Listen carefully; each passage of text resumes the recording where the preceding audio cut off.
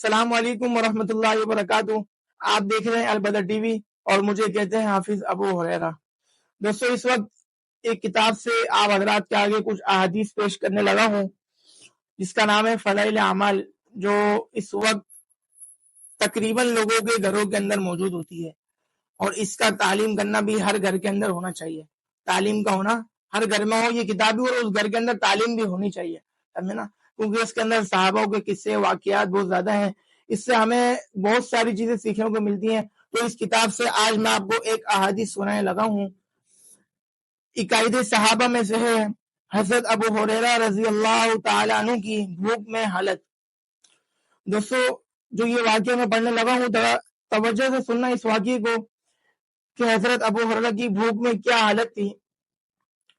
حضرت ابو ہریرہ ایک مرتبہ کتان کے کپڑے میں ناک صاف کر کے فرمانے لگے کہ کیا کہنے ابو ہریرہ کے کہ آج کتان کے کپڑے میں ناک صاف کرتا ہے، حالانکہ مجھے وہ زمانہ بھی یاد ہے کہ جب حضور اقدس صلی اللہ علیہ وسلم کے منبر اور حجرے کے درمیان بے ہوش پڑا ہوتا تھا اور لوگ مجنون سمجھ کے پاؤں سے گردن کو دباتے تھے، حالانکہ جنون نہیں تھا بلکہ بھوک تھی۔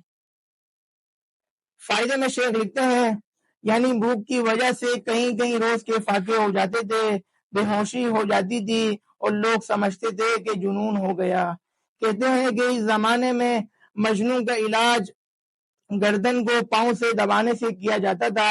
حضرت ابو ہریرہ رضی اللہ تعالیٰ عنہ بڑے ہی صابر اور قانے لوگوں میں تھے۔ کہیں کہیں وقت فاقے میں گزر جاتا تھا، کہیں کہیں وقت فاقے میں گزر جاتا تھا۔ حضور صلی اللہ علیہ وسلم کے بعد اللہ نے فتوحات فرمائی تو ان پر بھی تونگری آئی، اس کے ساتھ بڑے ہی عابد تھے۔ ان کے پاس ایک تھیلی تھی جس میں کھجور کی گٹلیاں بھری رہتی تھیں، اس پر تسبیح پڑا کرتے۔ جب وہ ساری تھیلی خالی ہو جاتی تو باندھی اس کو پھر بھر کر پاس رکھ دیتے تھے۔ ان کا یہ بھی معمول تھا کہ خود اور بیوی اور خادم 3 آدمی رات کے 3 حصے کر لیتے تھے اور نمبر وار ایک شخص تینوں میں سے عبادت میں مشغول رہتا تھا۔ میں نے اپنے والد صاحب رحمت اللہ علیہ سے سنا کہ میرے دادا صاحب رحمت اللہ علیہ کا بھی تقریباً یہی معمول تھا۔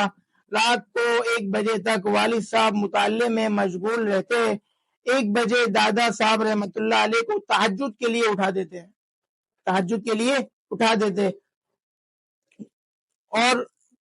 لیے اٹھاتے تو تقاضا فرما کر والد صاحب کو سلا دیتے اور خود تہجد میں مشغول ہو جاتے، اور صبح سے تقریباً پون گھنٹہ قبل میرے تایا صاحب رحمت اللہ علیہ کو تہجد کے لیے جگا دیتے اور خود اتباع سنت میں آرام فرماتے۔ تو بھائیو، دوستو، بزرگو، یہ جو احادیث آپ حضرات کے سامنے پیش کری ہے، یہ صحابہ کی قربانیاں۔ آج جو لوگ صحابہ کے خلاف بھوکتے ہیں اور لوگ جو صحابہ کے خلاف بک رہے ہیں، سمجھے نا، تو یہ کتاب ہے نا، یہ فضائل اعمال کی جو کتاب ہے، یہ ہمیں صحابہ سے محبت کرنا سکھاتی ہے۔